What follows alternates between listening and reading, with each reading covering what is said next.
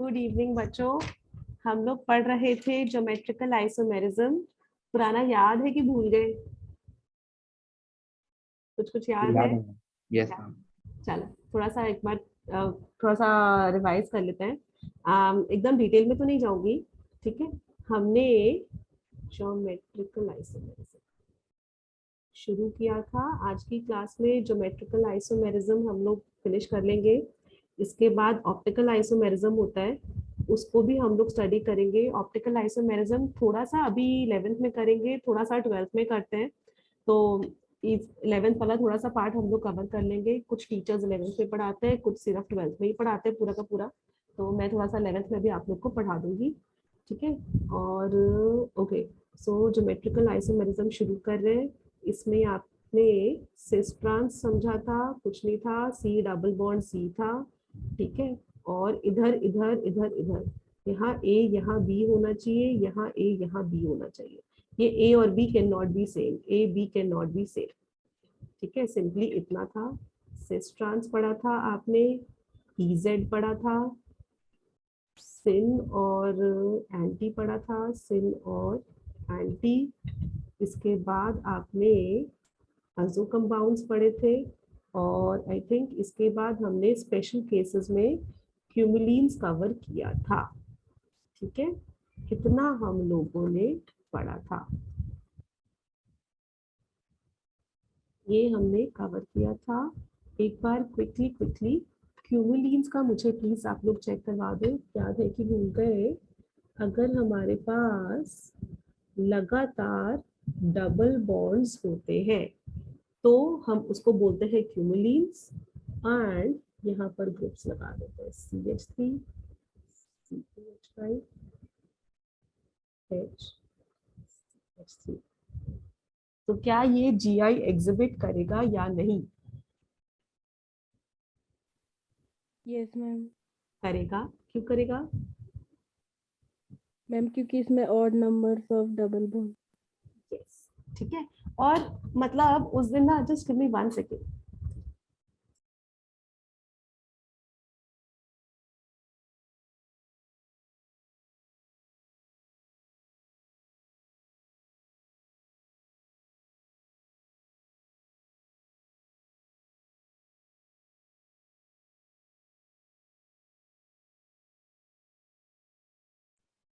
Okay, एक चीज समझाने की कोशिश करी थी मैं उस दिन आई वाज नॉट श्योर कि मैं समझा पाई कि नहीं समझा पाई। देखना। हाँ रुको, नेक्स्ट पेज पर आ रही हूँ मैं। ठीक है, आई रियली होप कि जब भी देखो सिर्फ एक सी डबल बॉन्ड सी है, सिर्फ एक, तब क्या होता है ना बच्चों, यहाँ CH3, यहाँ H, यहाँ CH3, यहाँ H, इसको बोलते हो सिस। और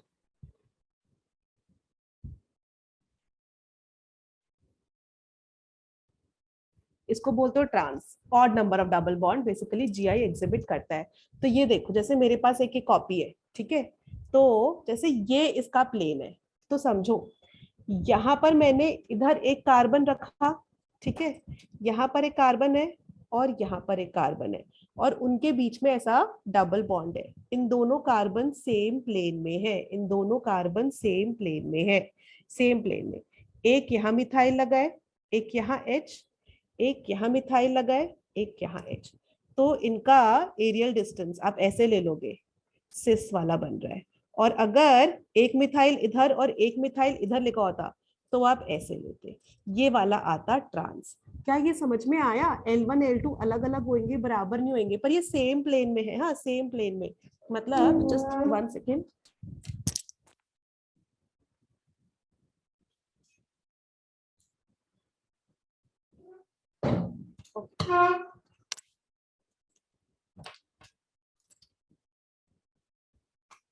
मतलब बच्चों, इसके साथ ना एक यहाँ पर ऐसे निकला हुआ है और एक ग्रुप ऐसे निकला हुआ है, ये जो नीले रंग का पेन है। हाँ, तो इनके बीच का एरियल डिस्टेंस आप लोग निकाल सकते हो, सेम प्लेन में आ रहे हैं। सिंपली ऐसा स्केल से ऐसा करके मेजर कर लोगे, और जब भी ऐसे करके होगा तब भी आप मेजर कर सकते हो। सेम प्लेन में है। L1 और L2 का डिस्टेंस अलग अलग होगा। L1 L2 मतलब ये वाला L1 इन दोनों सेम प्लेन में स्केल से समेशन कर लोगे सीधा, और ये वाला L2 है ना, L1 L2 अलग अलग होगा। क्या ये वाला बात आपको समझ में आया कि sp2 मतलब कि प्लेनर होता है ना? Got Yes, it? ma'am. अच्छा, अब ये वाली चीज मैं पिछली बार ही समझा रही थी, जब भी दो डबल बॉन्ड लगा दिए ना और अब यहाँ पे लगा दिए, तो ये GI एग्जिबिट नहीं करता है। क्यों नहीं करता है? एक ये इन द प्लेन हो गया, एक ये आउट ऑफ द प्लेन हो गया। मतलब पहले ये ऐसे करके था, इसके साथ ऐसे ऐसे करके ऐसे ऐसे करके जा रहे थे इसके चार कॉर्नर से बच्चों। अब मैंने क्या किया ना, इसके साथ यहाँ C डबल बॉन्ड C था, अब देखो ना ये वाला जो कार्बन है इसकी हाइब्रिडाइजेशन तो sp हो जाती है ना, तो इसका px py यूज हो रहा है, एक ये ऐसे करके हो गया, ये अलग अलग प्लेन में आ गए। अब जब ये अलग अलग प्लेन में आ गए, इस वाले के तो ऐसे और ऐसे निकले हुए थे, इस वाले के लिए ऐसा ना विजुअलाइज करने की कोशिश करना, इसका ऐसे और एक ये ऐसे, मतलब जो मेरे पास जो ये दिख रहा है ना, इसका एक ऐसे और एक ऐसे ऐसे करके दे रखा। तो आप यहां से इसका एरियल डिस्टेंस और यहां से इसका एरिया, तो ना ऐसे कर कर आएगा शॉर्ट टेस्ट, वो जो वेक्टर निकालते हैं, तो वो वाली चीज इसका इस वाले से और इसका इस वाले से दोनों में बराबर आता है। तो यहाँ पर जो है ना, क्योंकि L1 L2 बराबर हो रहा होता है ना, तो नो GI होती है। लेकिन अगेन अगर हम C double bond C double bond C double bond C, तो ये in the plane, out of the plane, फिर इन द प्लेन आ गया। और अब आप करोगे ना तो GI एग्जिबिट होती है, क्योंकि अब क्या हुआ, ये एक है प्लेन से बाहर निकल गया लेकिन वापस प्लेन में आ गया, और अब इसके जो निकले हुए होंगे ना, मतलब इससे एक इधर की तरफ निकला होगा, ये वाला जो पिंक वाली सी ये जो किताब है इधर से निकली होगी, एक इधर से, और इस वाले की भी इधर से और इधर से। तो अब वो जो है ना एरियल डिस्टेंस फिर से चेंज हो जाता है, ठीक है, L1 L2 अलग अलग हो जाते हैं, तो इट एग्जिबिट्स GI ऐसे कर। आई होप अब आप लोग को समझ में आ पाया हो थोड़ा बहुत कि क्यों हम बोलते हैं। और अगर ये ना भी समझ में आए, फिर से वही बात, नहीं समझ में आए तो कोई बात नहीं, आपको सिर्फ इतना याद रखना है, जो मेन चीज है कि अगर even number of pi bonds है तो no GI, odd number of pi bonds है तो GI यस, मतलब GI एग्जिबिट करेगा, सिर्फ इतना, ठीक है, इवन और ऑड। अच्छा ओके, अब क्यूमुलिन्स हमने कर लिए थे, अब मैं इसके आगे बढ़ रही बच्चों। क्यूमुलिन्स इज डन, एक आध एग्जांपल ऐसा करती फिर भी इसका करा देती हूँ जिससे कि कंफर्म आप लोग को याद आ जाए। C double bond C,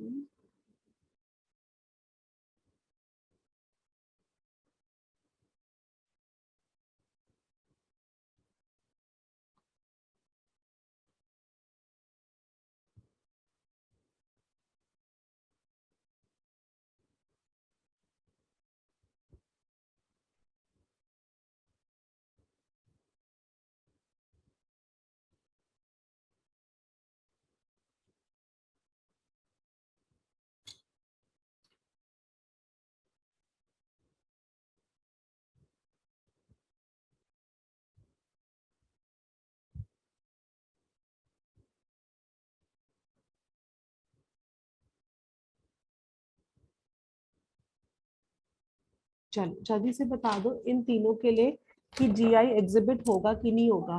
first वाले में नहीं होगा मैम नो। क्यों नहीं होगा? Odd number of ma'am, double क्योंकि बॉन्ड्स तो है। मैम H और H एक ही साइड पर है। Perfect, no GI।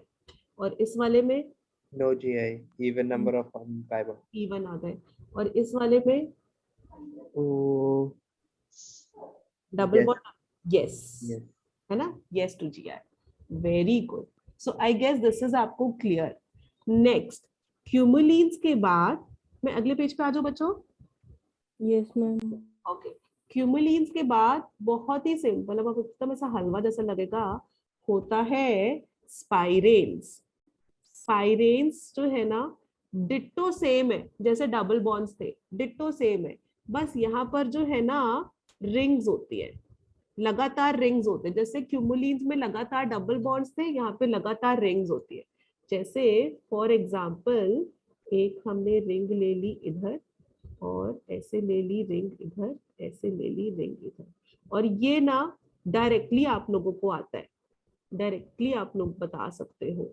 For example जैसे हमने, एक सेकेंड, कुछ नहीं करना है, सेम वही है।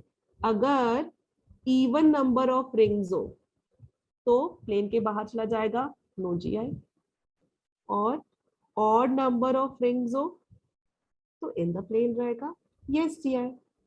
तो जहां ऑड नंबर ऑफ रिंग्स दिखे वहां पर चेक कर लो, मतलब आप उसको ना पूरे के पूरे को, जैसे यहाँ पे 3 रिंग्स है तो आप उसको जो है ना सिंपली एक डबल बॉन्ड मान सकते हो। इस पे देखो एच और सी एल है, इस पर देखो सी एल और एच है, दोनों पे अलग अलग है, तो मस्ट जी आई एग्जिबिट करेगा, यस टू जी आई। आया समझ में?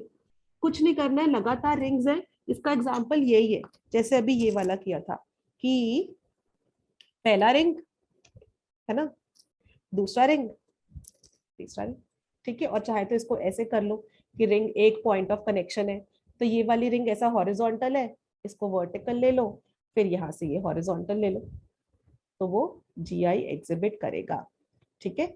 ऐसे करके सेम उसमें आना चाहिए बेसिकली, ठीक है, गॉट इट। और इसके मैं एग्जांपल्स लिख रही हूँ, आप मुझे बताना जी आई एग्जिबिट करेगा कि नहीं।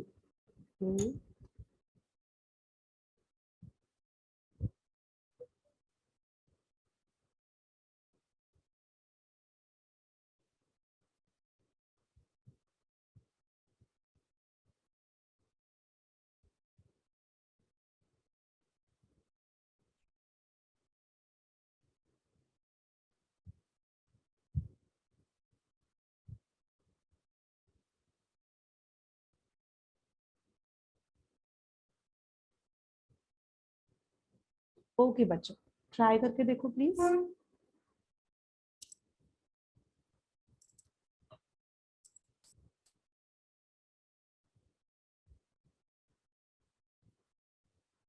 जो मैं वो बना रही थी ना स्पाई रेंज का, देखो 2 रिंग्स है तो अलग अलग प्लेन में जीआई एग्जिबिट नहीं करेगा क्योंकि एरियल डिस्टेंस सेम हो जाएगा।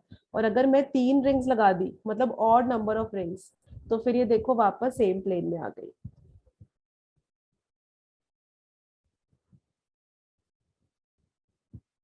सेम प्लेन में आ रही है तो एरियल डिस्टेंस अलग अलग हो जाएगा, इनके कंपाउंड्स का एरियल डिस्टेंस कैसे अलग अलग हो जाएगा। यहाँ पर जहां पर मेरा ऐसा छोटा वाला फिंगर है, यहाँ से ऐसे 2 ग्रुप्स निकले और यहाँ पर ऐसे 2 ग्रुप्स निकलेंगे, तो उनके बीच का एरियल डिस्टेंस अलग अलग आ जाएगा, तो मस्ट जीआई एग्जिबिट कर सकता है।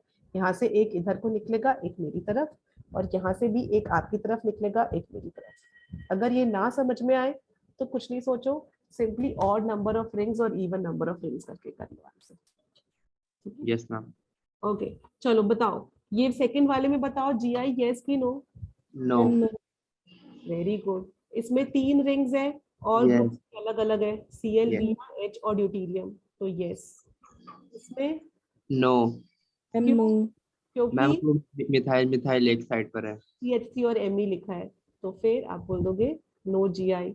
अब इसमें देखो 2 रिंग्स की वजह से तो नो है, यस मैम। यस। लेकिन यहाँ पर इस सी पर देखो, सी डबल बॉन्ड सी है, इस सी पर एक एच है और एक, ये पूरा का पूरा स्ट्रक्चर है, इस सी पे एक एच है और एक मिथाइल है, तो क्या इसकी वजह से हम यस बोल सकते हैं? Yes ma'am. आया यस मैम। सबको क्लियर? मैं तो ऐसा कह सकती कि रिंग वाले स्ट्रक्चर में नो है, बट जो डबल डबल बॉन्ड है बॉन्ड है वहां पर यस है, तो वहाँ पे है। ओवरऑल यस बन जाएगा, ओ ओके। तो ओवरऑल यस हो गया, है ना। सो ये हमारा हो गया इसका। और just one second.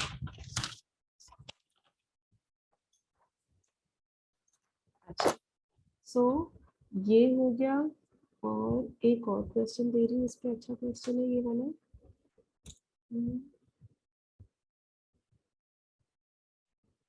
Number 6, CH3 और H, 2 रिंग्स बना दी, और यहाँ पर H, यहाँ पर C, C पे H डबल बॉन्ड CH2 ये वाला। और इसका अब नेक्स्ट केस नंबर 2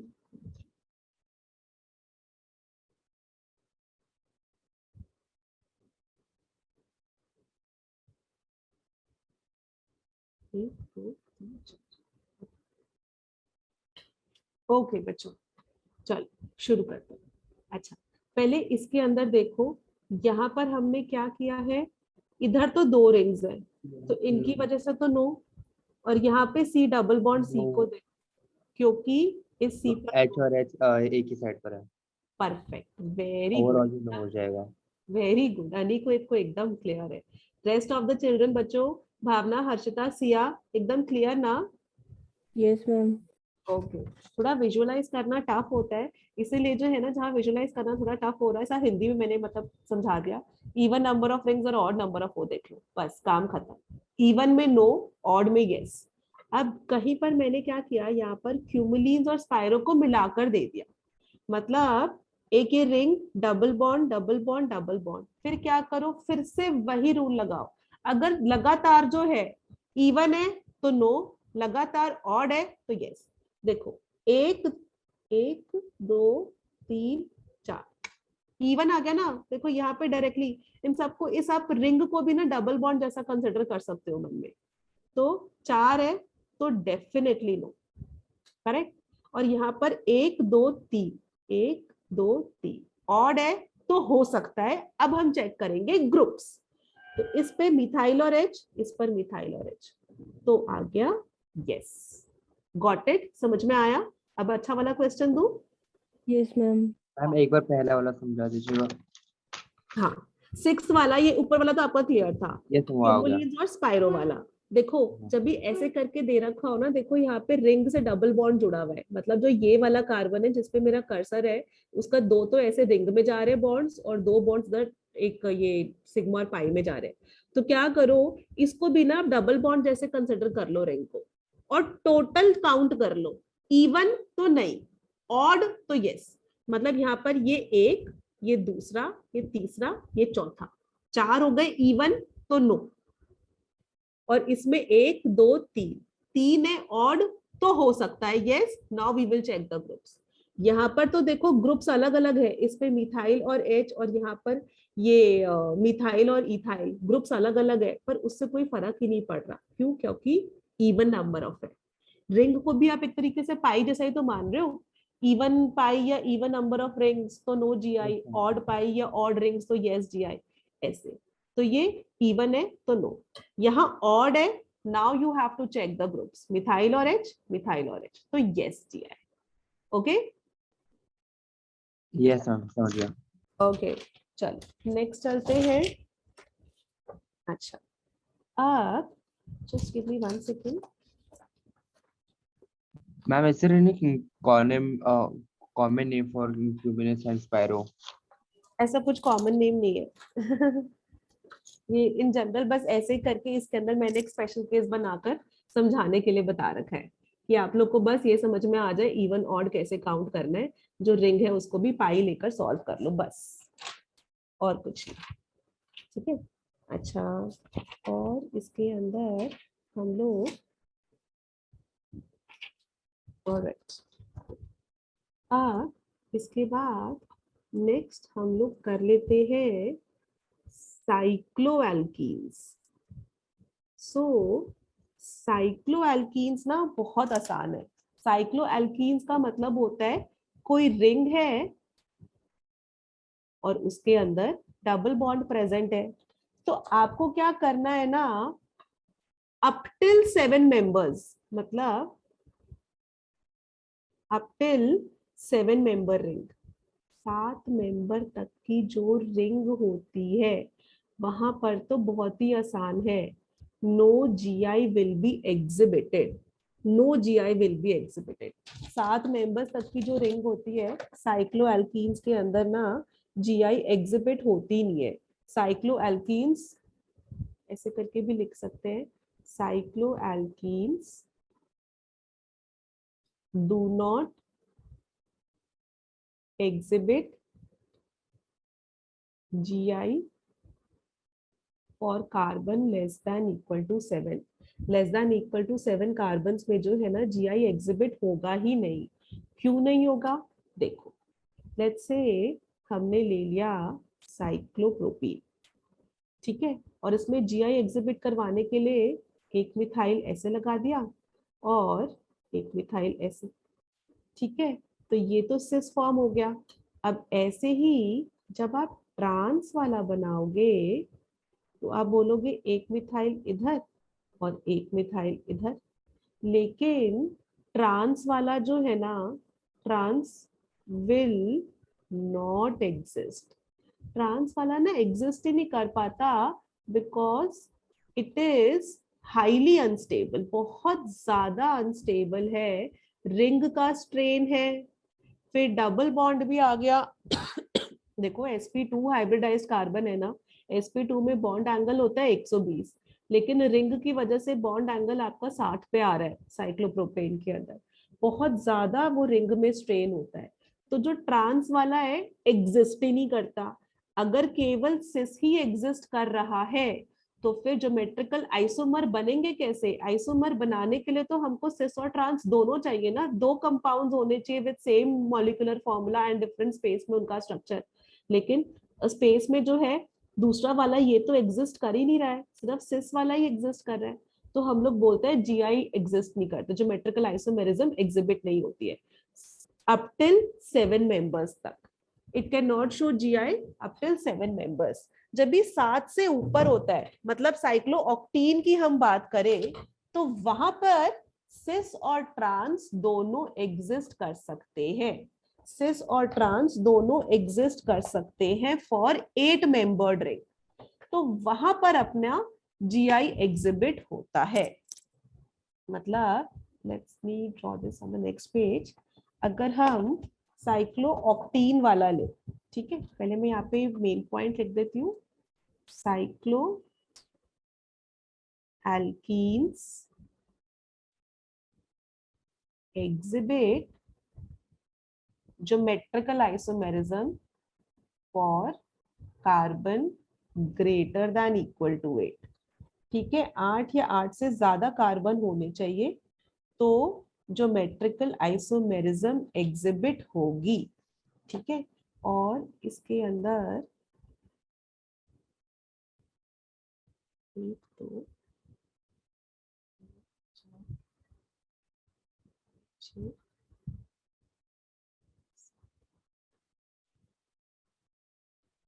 जैसे ये वाला है ना, सो ये अपना बनता है सिस वाला फॉर्म कि दोनों इधर H और H, देखो इस कार्बन का एक बॉन्ड, दूसरा बॉन्ड, तीसरा बॉन्ड, 3 बॉन्ड्स यहाँ खर्च हो चुके हैं, चौथा बॉन्ड बचा है तो दोनों H इधर आ गए, तो ये वाला बनता है हमारा सिस फॉर्म। और इसका जो ट्रांस होता है ना, वो ट्रांस बनता है बच्चों ऐसे, ठीक है। क्या होता है, रिंग में ना फोल्डिंग हो जाती है और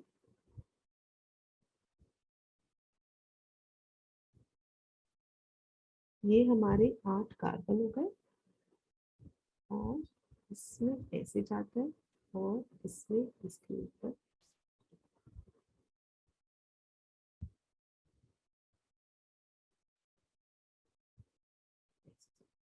और यही होता है डबल बॉन्ड, यही वाला यहाँ पे डबल बॉन्ड होता है। So this is the transform, ठीक है, थोड़ा सा इमेजिन करने में डिफिकल्ट लग रहा होगा, लेकिन दिस इज द ट्रांसफॉर्म, ये इसका ट्रांसफॉर्म होता है, सिस और ट्रांसफॉर्म। तो इसके अंदर 8 मेंबर्स रिंग के ऊपर ना जीआई एग्जिबिट हो सकता है, 8 मेंबर्ड रिंग के ऊपर जीआई एग्जिबिट हो सकता है साइक्लो एल्कीन्स में। सिर्फ आपके पास यहाँ पर इसी के ऊपर क्वेश्चन आता है कि 7 मेंबर्स में नहीं हो सकता, 8 मेंबर्ड रिंग में हो सकता है जीआई, ठीक है। अभी इसका एक और एग्जांपल करवा दूं, उससे थोड़ा सा और क्लियर होगा बच्चों, थोड़ा सा ये वाला ट्रिकी है।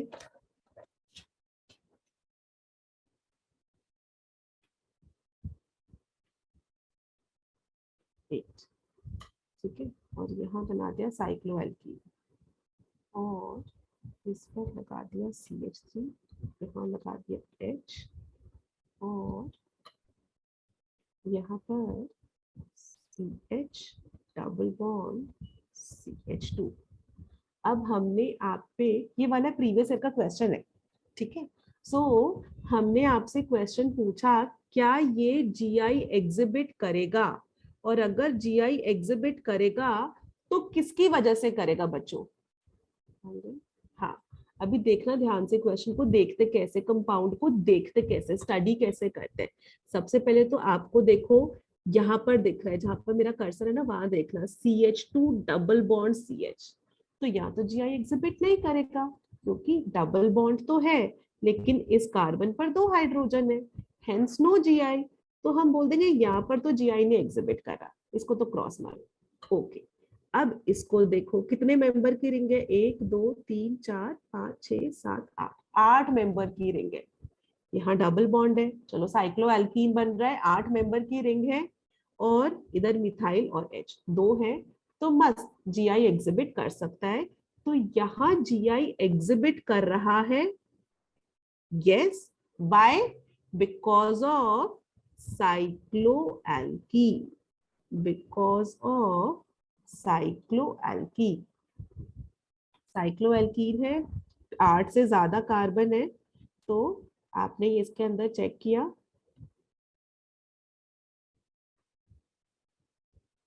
साइक्लोएल्कीन की वजह से GI एग्जिबिट कर रहा है। Clear everyone?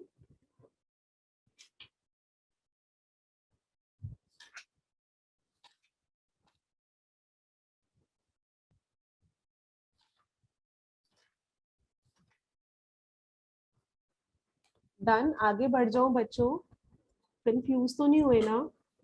No, इसके ma'am. ऊपर जनरली क्वेश्चंस कम आते हैं, थोड़ा सा अच्छा वाला लेवल बताया है, थोड़े से इस पे क्वेश्चंस कम आते हैं, और जब भी इसके अंदर एडवांस के लिए पढ़ाते हैं ना तो और इसके अंदर लेवल अच्छा जाता है, मतलब और इसको डिटेल में स्टडी करते हैं, लेकिन अभी इतना ही काफी है, ठीक है। अच्छा, नेक्स्ट अपना टॉपिक है, अब अपना जो क्वेश्चंस आते हैं इसके ऊपर, जो लास्ट बचा है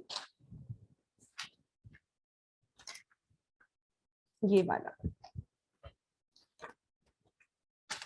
calculation on the number of geometrical isomers, calculation of number of geometrical isomers, मतलब हम आपको एक कंपाउंड बनाकर दे दें और पूछे कि बच्चों इसके अंदर कितने geometrical isomers are possible, so what will you do. तो उसके अंदर ना हम लोग 2 तरीके से करते हैं कि या तो मॉलिक्यूल सिमेट्रिकल है या अनसिमेट्रिकल है, and I show you the reason why. Let's say if the molecule is unsymmetrical, unsymmetrical का मतलब होता है मॉलिक्यूल में कोई सिमेट्री नहीं है।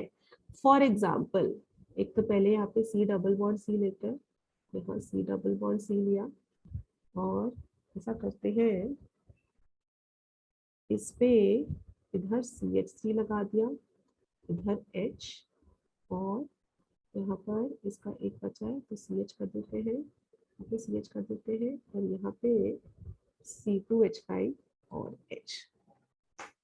ठीक है, अब सही है। अब देखो बच्चों, ये वाला मॉलिक्यूल क्या आप लोगों को अनसिमेट्रिकल दिख रहा है?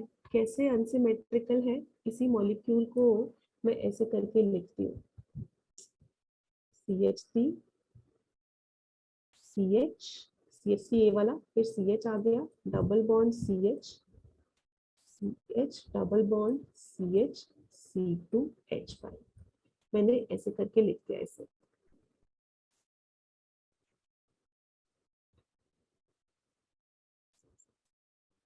देखो CH3 ये वाला, फिर CH double bond CH, CH double bond CH and C2H5, ये हटाओ। देखो बच्चों, C double bond C, C double bond C, यहाँ वाले कार्बन से मिथाइल है, यहाँ वाले कार्बन से इथाइल है, तो इसका मतलब मॉलिक्यूल तो अनसिमेट्रिकल है, मतलब मॉलिक्यूल में कोई कहीं से भी सिमेट्री नहीं है। ठीक है, अब क्या इसके कितने ज्योमेट्रिकल आइसोमर्स होंगे? तो ना उसका बड़ा आसान तरीका है। आप अपने मन में सोचोगे कि कैसे, एक बार ऐसा करते हैं जैसे मैंने इसको ऐसे करके लिखा है ना, इस वाले को देखो, एक बारी यहाँ पर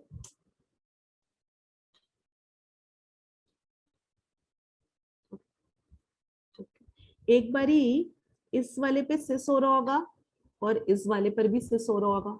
ठीक है, एक बारी यहाँ पर सिस होगा, यहाँ पर ट्रांस होगा, एक बारी इस डबल बॉन्ड पे ट्रांस होगा, यहाँ पर सिस होगा, और इधर भी ट्रांस होगा, इधर भी ट्रांस होगा। सो ऐसे हमारे 4 आइसोमर्स बन सकते हैं। तो आप डायरेक्टली बोल सकते हो कि 4 जीआई पॉसिबल है। क्या ये बात समझ में आई कि नहीं? यस मैम, आ गई। आ गई? मैम नहीं है। नहीं आई? ओके, रुको, एक पहले फॉर्मूले से समझाती हूँ। अच्छा, पहले आप मुझे बताओ, इसके अंदर स्टीरियोजेनिक एरिया बोलते हैं हम लोग, स्टीरियो सेंटर्स या स्टीरियोजेनिक एरिया, उसका मतलब होता है कौन कौन, स्टीरियोजेनिक एरिया उसका मतलब होता है कि कहाँ कहाँ पर ना जीआई एग्जिबिट हो सकती है। ठीक है, कहाँ कहाँ पर जीआई एग्जिबिट हो सकती है। तो बताओ, ये वाले पाई बॉन्ड यहाँ पर देखो, इस वाले पाई बॉन्ड पे जीआई एग्जिबिट हो सकती है? यस, क्योंकि इस कार्बन पे एक मिथाइल और एक एच है, इस कार्बन पर एक एच और इतना बड़ा ग्रुप है, तो यहाँ जीआई एग्जिबिट होगी। यस और नो? Yes ma'am. ओके, अभी इस डबल बॉन्ड को देखो, ये दोनों कार्बन के बीच में जो डबल बॉन्ड है, इस कार्बन पर जिसपे मेरा कर्सर है एक एच और एक इथाइल है, इस कार्बन पर एक एच और इतना बड़ा ग्रुप है, तो यहाँ पर भी जीआई एग्जिबिट होगी। करेक्ट? Yes ma'am. तो हमारा अनसिमेट्रिकल के लिए total number of geometrical isomers is equal to 2 to the power n, where n is equal to the stereogenic area। तो इधर n 2 है, तो इस केस में gi कितने हो गए? 2 स्क्वायर यानी कि 4। तो 4 आइसोमर्स बन सकते हैं। फॉर्मूला समझ में आया कि 4 ज्योमेट्रिकल आइसोमर्स बन सकते हैं? फॉर्मूले से ये वाली बात समझ में आई अनिकेत की 4 ज्योमेट्रिकल आइसोमर्स? ठीक है, अब हम चारों के चारों बनाकर देखते हैं। ठीक है, तो नेक्स्ट पेज पे चलते हैं और चारों के चारों बनाकर देखते हैं। सो पहला वाला, let's say I am making सिस सिस वाला, मतलब CH3 CH double bond C, यहाँ पर H, यहाँ पर C, और क्या था? Double bond C, double bond C, okay, C double bond C, और इसके अंदर यहाँ पर बल्कि ग्रुप है, तो यहाँ पे C2H5, और ये भी H, ये भी H। क्या ये वाला सिस और सिस दिख रहा है? पहला वाला आइसोमर दिख रहा है? यहाँ पर इधर में देखो, दोनों H नीचे है, बड़े ग्रुप ऊपर है, तो ये वाला सिस है। यहाँ पर देखो, दोनों H ऊपर है, दोनों बल्कि ग्रुप नीचे है, ये वाला भी सिस है। क्या ये वाला आइसोमर क्लियर है उसी कंपाउंड का? हमारा main compound was CH3 CH double bond CH CH double bond CH C2H5 unsymmetrical. क्या ये वाली बात समझ में आई? अनिकेत, तेरे को क्लियर हुआ बेटा? Yes ma'am. ठीक है, तो सिस सिस वाला हो गया। अब हम बनाते, देखो this compound is different than trans trans trans trans बनाते। चलो ट्रांस ट्रांस कैसे करोगे आप? C डबल बॉन्ड C, इधर H ले लिया, इसका H ऊपर ले लिया, यहाँ CH3, और इधर ले लिया C डबल बॉन्ड C, और इधर वाले पे तो ट्रांस बन गया। अब इस पे ट्रांस बनाने के लिए बल्कि ग्रुप्स ले लिए ऊपर नीचे, और H और H। ओके, इधर वाले में HH ऑपोजिट है, बल्कि ग्रुप्स ऑपोजिट है, तो ये वाला हो गया ट्रांस, और इधर वाले में HH ऑपोजिट है, इसे बल्कि ग्रुप्स है, ये वाला हो गया ट्रांस। Trans trans clear? ये वाला समझ में आया? और ये दोनों डिफरेंट डिफरेंट भी दिख रहे हैं। जो Yes, मेट्रिकल आइसोमर्स है स्पेस में ओरिएंटेशन अलग होगी अपनी। ओके 1 2। अब चलते हैं सिस ट्रांस। सिस ट्रांस में कैसा होगा, ये वाला सिस बनाना है,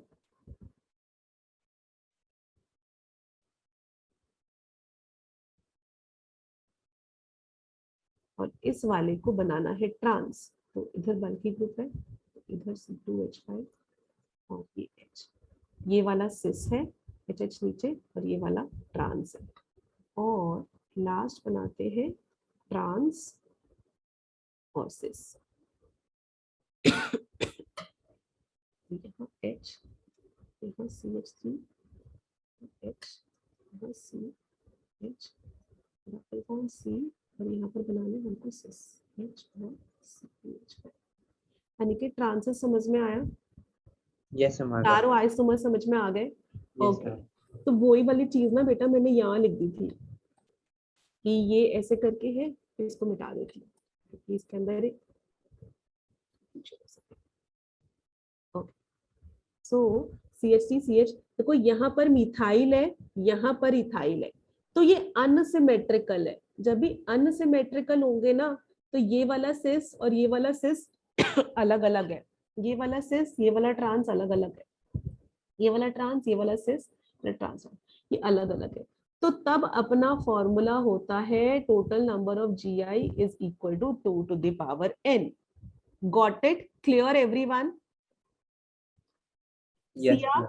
हर्षिता, क्लियर बेटा? यस ओके ओके, चलो भावना आपको भी क्लियर है बेटा? Yes ma'am. ओके सो जब भी अनसिमेट्रिकल मॉलिक्यूल है तब तो total number of GI is 2 to the power n। ठीक है, अभी इसी का ना मैं सिमेट्रिकल वाला वो कंपाउंड बना रही हूँ। लेट्स से हमारा सिमेट्रिकल है। सिमेट्रिकल का मतलब क्या हुआ? सिमेट्रिकल का मतलब हुआ CH3 CH double bond CH CH double bond CH, और यहाँ पर मैंने CH3 लगा दिया। आया समझ में? यहाँ पर पहले इथाइल लगाया हुआ था, अब मैंने यहाँ पर मिथाइल लगा दिया। देखो C डबल बॉन्ड C है, C डबल बॉन्ड C है, इधर एक मिथाइल इधर एक मिथाइल। क्या ये मॉलिक्यूल आप लोगों को सिमेट्रिकल दिख रखा है, एक जैसा दिख रहा है कि 3 कार्बन है, 3 कार्बन है, सेकंड कार्बन पे डबल बॉन्ड, इधर भी सेकंड कार्बन पे डबल बॉन्ड है। सिमेट्रिकल नजर आ रहा है? Yes Yes, ma'am. यस है ना? मैम। अब यहाँ पर थोड़ा पहले फॉर्मूला बाद में समझाऊंगी, ठीक है? पहले दिमाग लगाना, ठीक है? देखो जब ये वाला सिस है तो ये वाला भी सिस हो सकता है, ये वाला ट्रांस है तो ये वाला ट्रांस वाला भी GI पॉसिबल है, जब ये सिस है तो ये ट्रांस है। लेकिन जो ये वाला है ये ट्रांस तो ये सिस, ये दोनों तो सेम हो गए ना आपस में सेट, क्योंकि लेफ्ट से पढ़ लो चाहे राइट से पढ़ लो, इनका नेमिंग लेफ्ट से कर लो या राइट से कर लो, बात तो एक ही होगी ना। ये दोनों टोटल 3 ज्योमेट्रिकल आइसोमर्स बनेंगे, एक ये, दोनों सिस, दोनों ट्रांस या सिस ट्रांस। लॉजिकली समझ में आया? किस स्ट्रक्चर से बनाऊं अभी ये वाला भी बाद में, चल स्ट्रक्चर से बनाते हैं। समझ गया मैम। समझ गए? क्योंकि जब आप इसका नाम लिखोगे, एक बात बताओ ना, देखो बच्चों इसका नाम लिखोगे, नाम कैसे लिखोगे? 1 2 3 4 5 6, नाम कैसे लिखोगे? हेक्स 2 पे 2,4 डाइन करोगे, 2 पर सिस लिख Yes, दोगे, ma'am. 4 पे सिस लिख लोगे, 2 पे ट्रांस 4 पे ट्रांस। लेकिन एक बार 2 पे सिस और जब भी 4 पे ट्रांस करोगे तो अगर आप लेफ्ट टू राइट पढ़ोगे तो सिस ट्रांस है, और राइट टू लेफ्ट पढ़ोगे तो ट्रांस सिस है, पर बात तो एक ही है ना। और अगर उससे भी ना समझ में आए तो ये एक स्टीरियोजेनिक सेंटर है, ये एक स्टीरियोजेनिक सेंटर है, मतलब ये C डबल बॉन्ड C पर इस कार्बन पे एक मिथाइल और एक H है, इस कार्बन पे एक H और इतना बड़ा ग्रुप है, तो यहाँ GI एग्जिबिट होगी इन C डबल बॉन्ड C पे। देखो इस कार्बन पर एक H और एक मिथाइल है, इस कार्बन पे एक H और इतना बड़ा ग्रुप है, तो यहाँ पर 2 है स्टीरियोजेनिक सेंटर्स, और सिमेट्रिकल वाले में total number of geometrical isomers is equal to 2 to the power n minus 1 plus 2 to the power p minus 1। where P is equal to n by 2 if n is even, P is equal to n plus 1 by 2 if n is odd. Okay, यहाँ पर n कितना है? 2, n even है, तो यहाँ पे total GI बताओ बच्चों। टोटल GI कितने हो गए? 2 to the power 2 minus 1 plus 2 to the power n तो 2 है, और P कितना हो जाएगा? n by 2, क्योंकि n इवन है, तो 2 by 2 equal to 1, तो 2 to the power 1 minus 1, तो ये बन गया 2 raised to 1 plus 2 raised to 0, 2 raised to 1 is 2 and 2 raised to 0 is 1 equal to 3। तो हमारे 3 GI बन रहे हैं। This is the formula, very important. Total number of geometrical isomers कितने होंगे? 2 raised to n minus 1 plus 2 raised to p minus 1।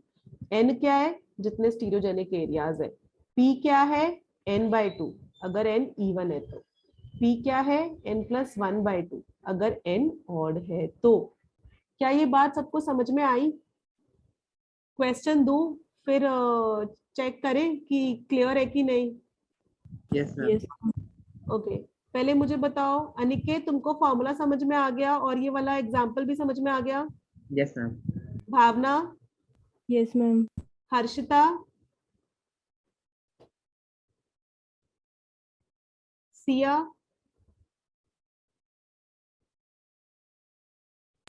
Yes, ma'am. Okay चलो let's start with question. मैंने आपको दोनों के फॉर्मूले लिखा दिए, so we practice few questions. Question number 1,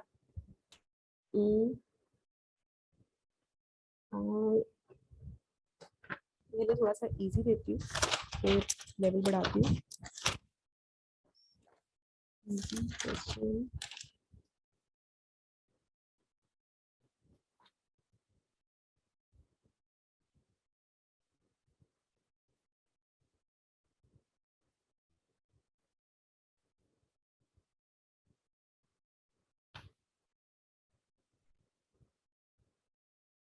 okay try करो। पहले आपको जज करना है कि ये सिमेट्रिकल है कि अनसिमेट्रिकल है, फिर टोटल GI निकाल लें।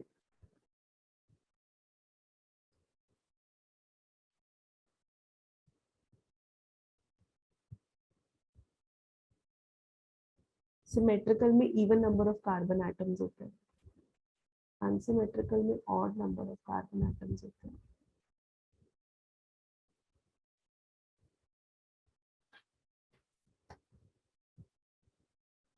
बताओ ये सिमेट्रिकल है कि अनसिमेट्रिकल है? Ma'am, symmetrical. सिमेट्रिकल है, परफेक्ट, वेरी गुड। अब चेक करते हैं stereogenic centres. C double bond C है, यहाँ पर एक H एक सी है, इस पे एक H और एक अलग हो, मस्त GI एग्जिबिट होगी इस वाले डबल बॉन्ड पे। ऐसे यहाँ पे देखो, इस कार्बन पे H और Cl है, और इस कार्बन पर H और इतना बड़ा बॉन्ड है, इस पे भी GI एग्जिबिट होगी। बढ़िया, करेक्ट है। तो n इक्वल टू 2 हुआ, और n इक्वल टू 2 है, तो P कितना हो गया? 2 by 1। तो GI कितने हो गए बच्चों? 2 raised to 2 minus 1, 2 raised to 1 minus 1। Very good. थोड़ा सा वो बत्ती जली, आगे चले, अगले क्वेश्चंस करें प्रैक्टिस। Yes, ma'am. चलो ओके, सेकंड क्वेश्चन।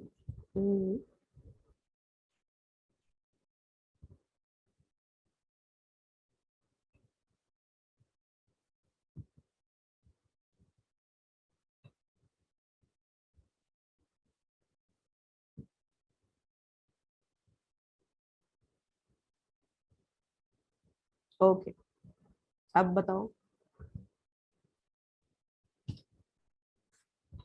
अनसिमेट्रिक। और अनसिमेट्रिकल ना, हाँ, वेरी गुड।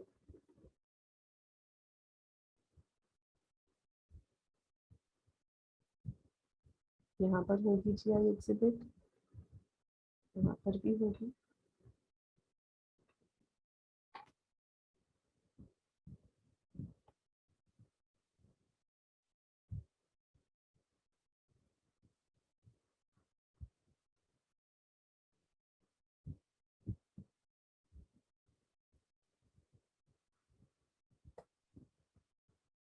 तो GI हो गए n इक्वल टू 3, GI हो गए 2 raised to n, तो 2 cube equal to, perfect, very good. Okay, सब बच्चों सबको क्लियर है? नेक्स्ट पे चलूं? yes Yes, ma'am. ma'am. चलो ओके, अभी इसी का भाई बना देते हैं क्वेश्चन। सो CH3 CH double bond CH, फिर से CH डबल बॉन्ड CH, और फिर CH double bond CH CH3। अब चेक करो ये सिमेट्रिकल है कि अनसिमेट्रिकल है। 1 2 3 4, 1 2 3 4, बताओ जल्दी से, सिमेट्रिकल की अनसिमेट्रिकल? Ma'am, symmetrical. सिमेट्रिकल है, बहुत बढ़िया। स्टीरियोजेनिक सेंटर्स चेक करो।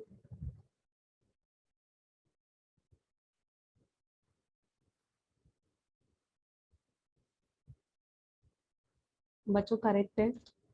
Yes, ma'am. ओके, अब थोड़ा सा लेवल बढ़ाए, थोड़ा कॉन्फिडेंस बढ़ गया बच्चों इससे, इजी लेवल क्वेश्चंस थे। Yes, ma'am. ओके चलो अब लेवल बढ़ाते हैं। क्वेश्चन नंबर 4,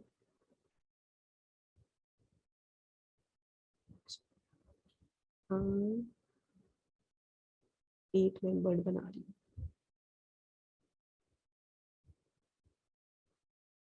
1 2 3 4 5 6 7 8, 8 मेंबर्ड रिंग पे ये बना दिया। तो एक तो ये हो गया, उसके बाद यहाँ एक ये लगा दिया। ओके, अब बताओ कितने GI होंगे?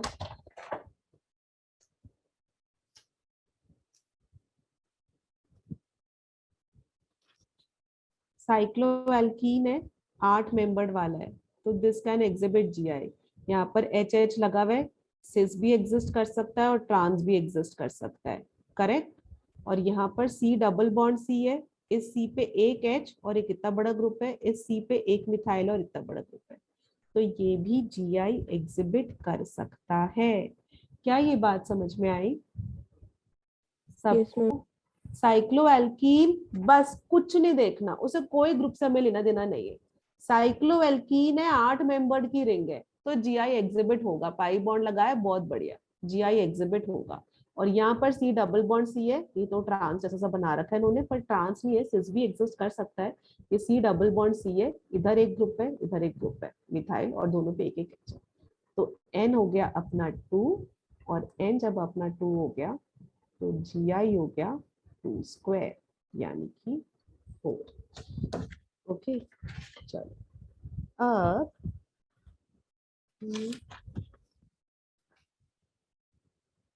आई थिंक बच्चों इतने एग्जाम्पल्स काफी हैं for geometrical isomerism.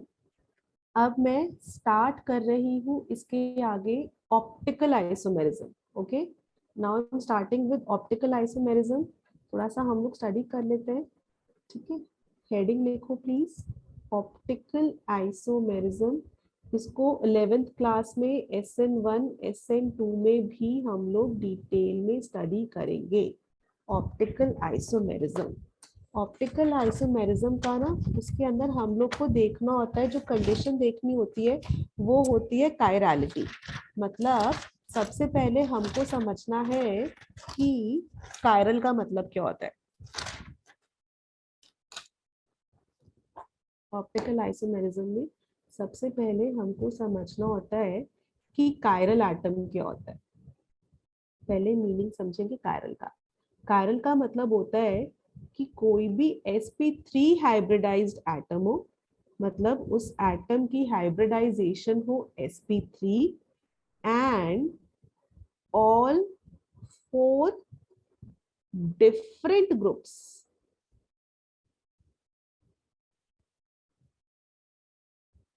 Are attached to it. जो चारों ग्रुप्स sp3 बॉन्ड बनाए उसने, तो चारों ग्रुप्स जो है ना वो डिफरेंट हो। तो हम बोलते हैं कि एटम कायरल है। कुछ भी हो सकता है, कायरल हमारा कार्बन भी हो सकता है, सल्फर, फास्फोरस, नाइट्रोजन, ऑक्सीजन, कुछ भी हो सकता है, ये सारे के सारे कायरल हो सकते हैं। फॉर एग्जाम्पल जैसे ये कार्बन है बच्चों, इस कार्बन पे एक मिथाइल है, एक हाइड्रोजन, एक इथाइल, एक क्लोरीन। अब इस कार्बन को देखो, 1 2 3 4, 4 सिग्मा बॉन्ड्स है, इसका मतलब इट इज sp3 हाइब्रिडाइज्ड, और इससे चारों ग्रुप्स अलग अलग है, मिथाइल, हाइड्रोजन, इथाइल, क्लोरीन। तो फिर आप बोल दोगे दिस इज कायरल। ठीक है, ऐसे ही एक और एग्जांपल देखते हैं। अगर कार्बन से hydrogen, deuterium, tritium, CH3, hydrogen है, ड्यूटीरियम है, ट्रिटियम है, और ये मिथाइल है। सो अगेन आप इसको बोल दोगे कि दिस इज कायरल। एक और एग्जांपल देखते हैं। सी से एक लोन पेयर लगा दिया आपने, हाँ, CH3H C2H5, again this is also chiral. ठीक है। फोर्थ, अगर हम C से HCl Br iodine, again this is also chiral, कि कार्बन से चारों अलग अलग ग्रुप्स कनेक्टेड है। हमको क्या देखना है, carbon has to be sp3, मतलब the atom has to be sp3, and उससे जो चारों ग्रुप्स कनेक्टेड हो वो चारों ग्रुप्स डिफरेंट हो। तो हम बोलते हैं कि एटम, जो सेंट्रल एटम है कार्बन इधर, तो कार्बन कायरल है। क्या कायरल की बात समझ में आई? 2 कंडीशंस, sp3 और 4 डिफरेंट ग्रुप, करेक्ट है? Yes, ma'am. अब मुझे ये वाला बताओ बच्चों, ये C पर, ओके, सो ऐसा करते हैं, यहाँ पर नेगेटिव और CH3 CH double bond CH2। अब देखो क्या ये कंपाउंड कायरल होगा कि नहीं। ये कायरल नहीं होगा, क्योंकि ये लोन पेयर इधर जाएगा और ये पाई बॉन्ड इधर शिफ्ट होगा, रेजोनेंस होगी तो CH3 और यहाँ डबल बॉन्ड CH2 नेगेटिव। क्या ये वाली रेजोनेंस समझ में आई बच्चों आप लोगों को? ये नेगेटिव कार्बन पे नेगेटिव था, नेगेटिव मतलब उसके पास एक इलेक्ट्रॉन अपना, एक इलेक्ट्रॉन एक्स्ट्रा, कहीं पे भी नेगेटिव लिखो तो उसका मतलब 2 इलेक्ट्रॉन्स है। ठीक है, वो 2 इलेक्ट्रॉन्स है, सिंगल बॉन्ड है और यहाँ डबल बॉन्ड है। कॉन्जुगेशन की वजह से हो जाती है रेजोनेंस। रेजोनेंस कैसे होती है? इसके पास 2 इलेक्ट्रॉन थे, जिस कार्बन पे मेरा कर्सर है, तो इस कार्बन ने बोला कि मैं अपने ये इलेक्ट्रॉन्स दूंगा और मैं इस कार्बन के साथ पाई बॉन्ड फॉर्म करूंगा। तो ये जो कार्बन है ना, इसने बोला कि मैं तो टोटल 4 ही बॉन्ड्स फॉर्म कर सकता हूँ, कार्बन तो सिर्फ 4 ही बॉन्ड्स कर सकता है मैक्सिमम फॉर्म, 5 तो नहीं कर सकता है। तो इस कार्बन ने क्या किया, अपना पाई बॉन्ड, सिग्मा और पाई में पाई वीक होता है, तो उसने पाई बॉन्ड को तोड़कर राइट वाले CH2 पे शिफ्ट कर दिया। तो ये ऐसे कर आए, ये 2 इलेक्ट्रॉन्स ऐसे आए, और इसको और अच्छे से दिखाए ना तो हम इसको आप दिखा सकते हैं ऐसे, ये वाले इस तरह करके इस पे शिफ्ट हो गए, मतलब दोनों इलेक्ट्रॉन्स। ये पाई बॉन्ड कैसे फॉर्म होता है, कोई भी बॉन्ड कैसे फॉर्म होता है, एक इलेक्ट्रॉन कार्बन लाया, एक इलेक्ट्रॉन ये वाला कार्बन लाया, दोनों एक एक इलेक्ट्रॉन लेकर आते हैं। तो राइट वाले कार्बन ने क्या किया ना, अपना इलेक्ट्रॉन तो अपने पास रखा, अपने इलेक्ट्रॉन की वजह से कोई चार्ज नहीं होता है, लेकिन इस वाले कार्बन का इलेक्ट्रॉन ले लिया, इसकी वजह से इस पर आ गया 1 नेगेटिव चार्ज। ठीक है, और ऐसे। तो बच्चों जो ये वाला एटम था जिसपे मेरा कर्सर है अभी, जिसपे नेगेटिव चार्ज है, इस पे एक H था, एक मिथाइल था, एक ये वाला ग्रुप था और एक माइनस था। तो देखने में तो लग रहा था sp3, ठीक है, और चारों डिफरेंट ग्रुप्स। लेकिन हुआ क्या, ये sp3 नहीं है, ये sp2 वाला भी है इसके अंदर character, this is sp2 hybridised, hence it is not sp3। और आप बोल दोगे इस कंपाउंड को नॉट कायरल, नॉट कायरल ना बोलकर उसको एक्चुअली कह देते हैं ए कायरल, मतलब जो कायरल नहीं है। ठीक है, सो ये वाली बात समझ में आई, ये क्यों ए कायरल है, मतलब नॉट कायरल है। Reason being this carbon is sp2 hybridised. क्यों sp2 हाइब्रिडाइज्ड है, इससे जो ग्रुप कनेक्टेड है ना CH डबल बॉन्ड CH2, उसके साथ इस कार्बन का जो नेगेटिव चार्ज है lone pair, they are in conjugation, वो रेजोनेंस कर रहे हैं, इधर से यहाँ आ रहा है। तो अब आप इस कार्बन को देखोगे तो 3 सिग्मा रहेगा है ना, हमको तो sp3 में चाहिए टोटल 4, या तो 2 सिग्मा 2 लोन पेयर, या 3 सिग्मा 1 लोन पेयर, या चारों सिग्मा। तो इसके पास 3 ही सिग्मा है, hence it is sp2 hybridised. क्या ये बात समझ में आई कि फिर से रिपीट करूं? अनिकेत आई बेटा? यस मैम, आ गई। भावना, Yes, ma'am. Siya, Harshita, okay. चलो अभी मैं तुमको क्वेश्चन दूं, तुम मुझे बताना कायरल की नॉट कायरल। सल्फर पे इधर ये, इधर OH, इधर डबल बॉन्ड O, और इधर CH3, 7 नाइट्रोजन फिर lone pair CH3H, CH double bond CH2, ये हटा दो, जगह घेरा जाता है। Number 8 phosphorus, lone pair H,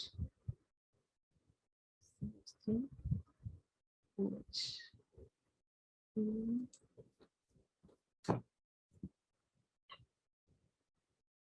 sulfur, oxygen, oxygen, OH, OH.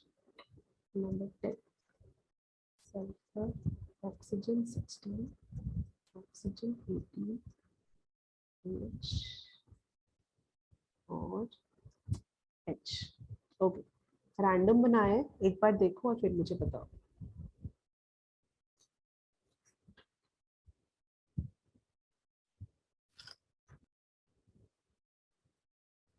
Okay बच्चों, नंबर 6 वाला कायरल की ए कायरल,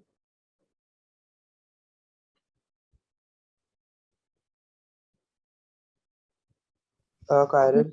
कायरल होगा है ना, क्योंकि यहाँ तो कोई रेजोनेंस नहीं हो रही है, इसका लोन पेयर अलग है, यहाँ पर ये डबल बॉन्ड है, ये sigma sigma sigma lone pair, sp3 भी है और चारों ग्रुप्स अलग भी है, OH double bond OH O CH3 और लोन पेयर, तो ये कायरल है। 7th पे आ जाओ, यहाँ पर चारों ग्रुप्स तो अलग अलग है, लेकिन यहाँ हो जाएगी रेजोनेंस, तो ये वाला बन गया ए कायरल। क्या ये सबको क्लियर हुआ? Yes, ma'am. ओके, ये वाला Chiral. कायरल, ये वाला Achiral. ए कायरल, और ये वाला कायरल, क्योंकि यहाँ पर एक ऑक्सीजन 16 वाला आइसोटोप है, एक ऑक्सीजन 18 वाला आइसोटोप है। जैसे हाइड्रोजन के लगाते कभी हाइड्रोजन ड्यूटीरियम ट्रिटियम अलग अलग लगा दिए, तो उसको हम अलग अलग मानते हैं। तो यहाँ पर O16 है, यहाँ O18 है, OH और H, तो this is also chiral. Everyone is clear with this? Yes, ma'am. Ma'am हाँ, सेवंथ वाले में रेजोनेंस क्यों है?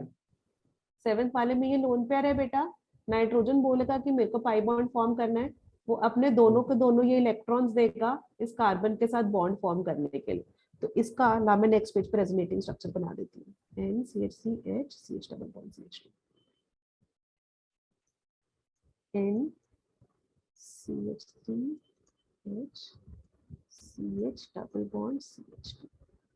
ओके, सो हुआ क्या, नाइट्रोजन के पास ये 2 इलेक्ट्रॉन्स है, इसने ये दोनों इलेक्ट्रॉन्स दिए और बोला कि मैं पाई बॉन्ड बनाऊंगा। कैसे बनाएगा, एक इलेक्ट्रॉन अपने पास रखेगा, एक इलेक्ट्रॉन इस कार्बन को दे देगा पाई बॉन्ड फॉर्म करने के लिए।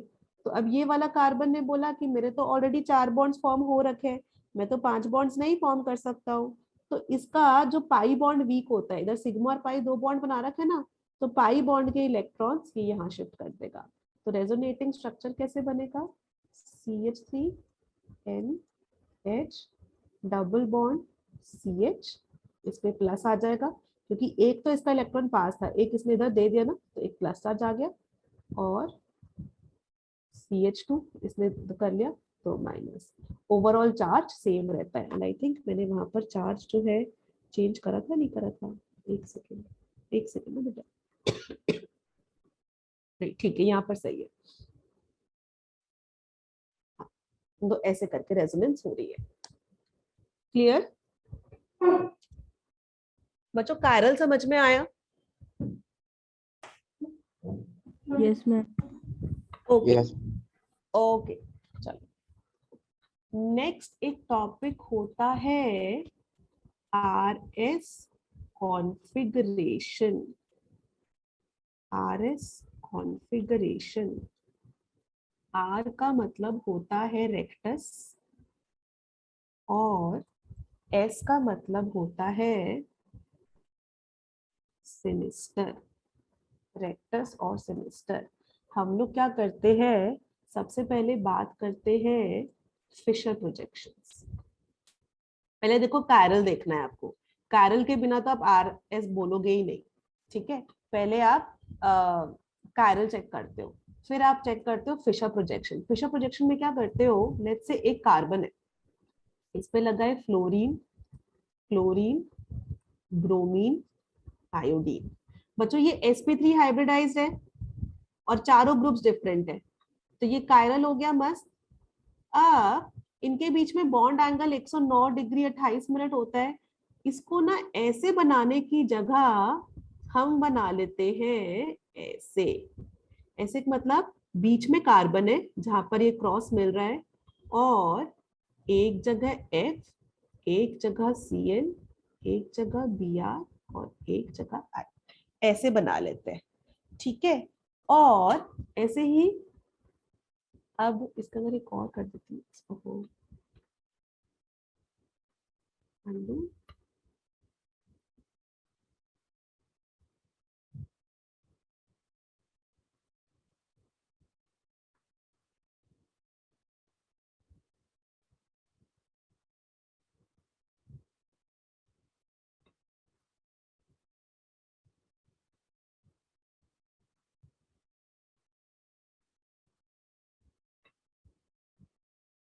ओके बच्चों देखो, हम लोग क्या करते हैं, हमको ना इन कंपाउंड्स को बताना है कि, सुनो ध्यान से, काम क्या कैमरा, हाँ ओके, हमें इन कंपाउंड्स को बताना है कि इनकी कॉन्फ़िगरेशन क्या है, क्या ये R है, क्या ये S है।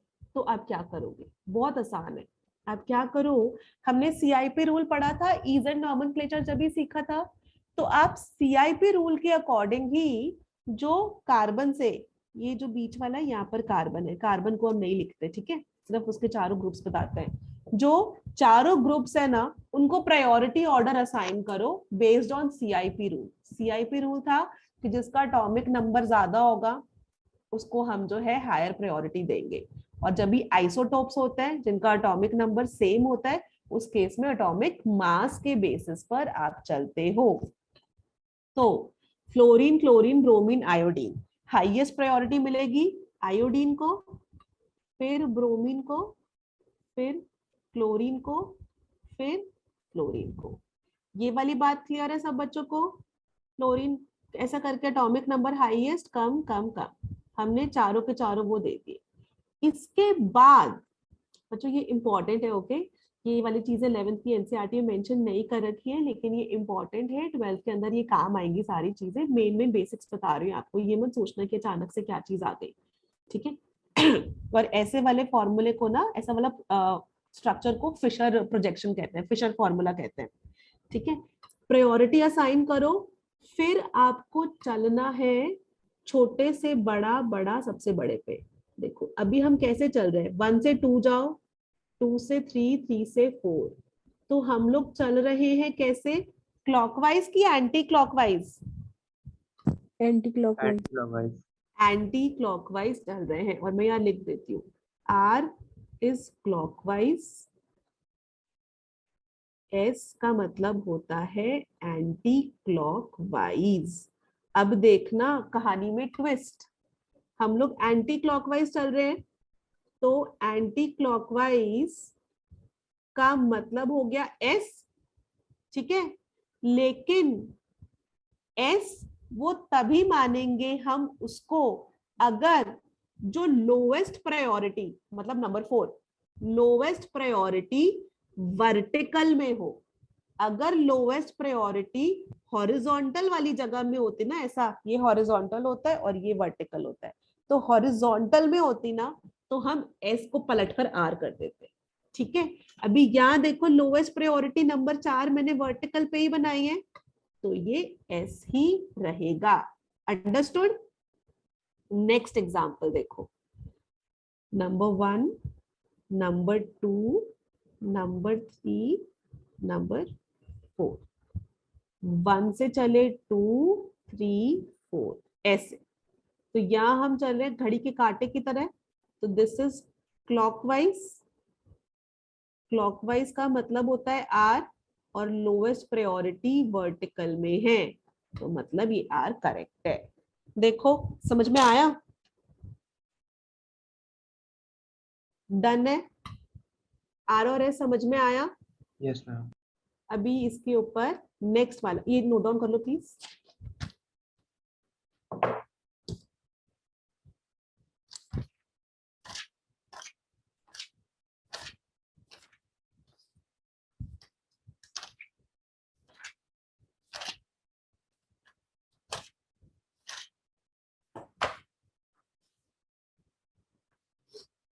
आगे बढ़ा जाए, सबने लिख लिया बच्चों?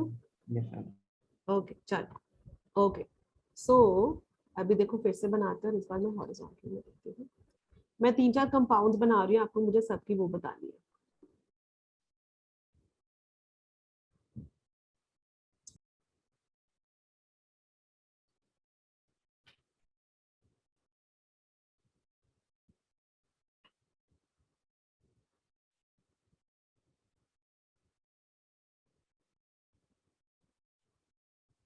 चलो कोशिश करो बच्चों।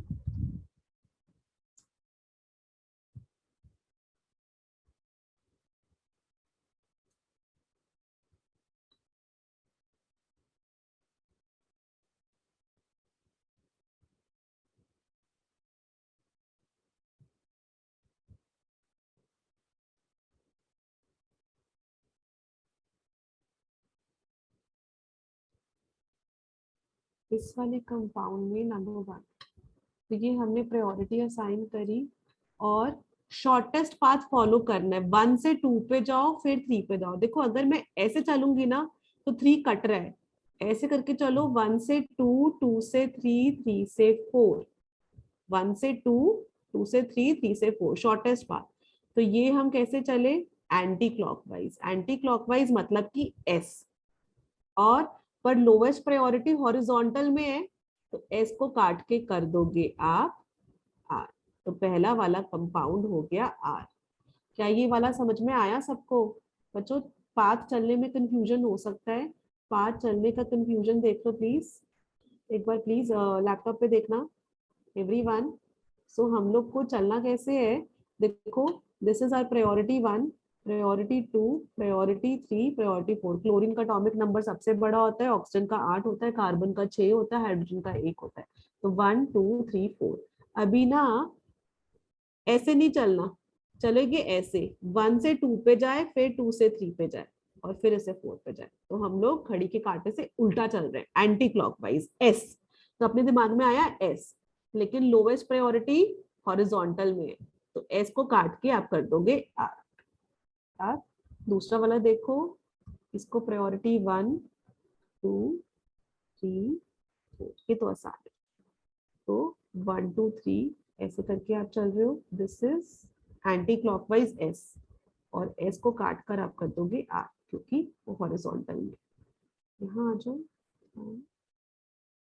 इसका एटॉमिक 7 होता है नंबर, इसका 6, इसका 8 होता है, इसको 2 देंगे, इसको 3 देंगे, इसको 4, चलेंगे 1 2 3 ऐसे 1 2 3 और फिर ऐसे करके क्लॉकवाइज चल रहे हैं, मतलब R, लेकिन हॉरिजॉन्टल में है, तो ये हो गया S। देखो बच्चों क्लियर है?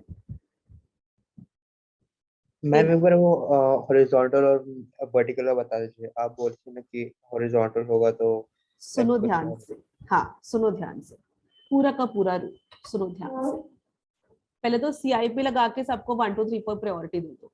स्टेप नंबर 1, आपने 1 2 3 4 प्रायोरिटी ऑर्डर असाइन कर दिया।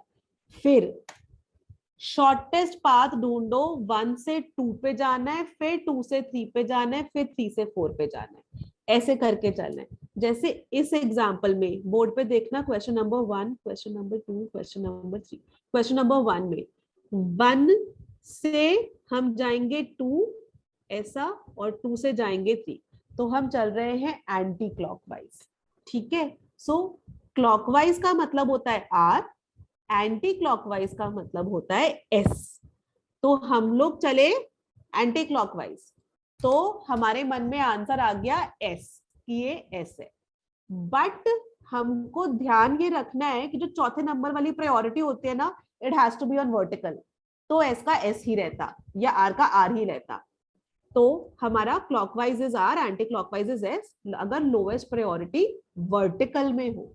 अगर आपकी जो लोएस्ट प्रायोरिटी है ना बेटा, वो हॉरिजॉन्टल में कर दे हम, ऐसा हॉरिजॉन्टल में, तो आपका जो भी आंसर आया था उसको पलट दो।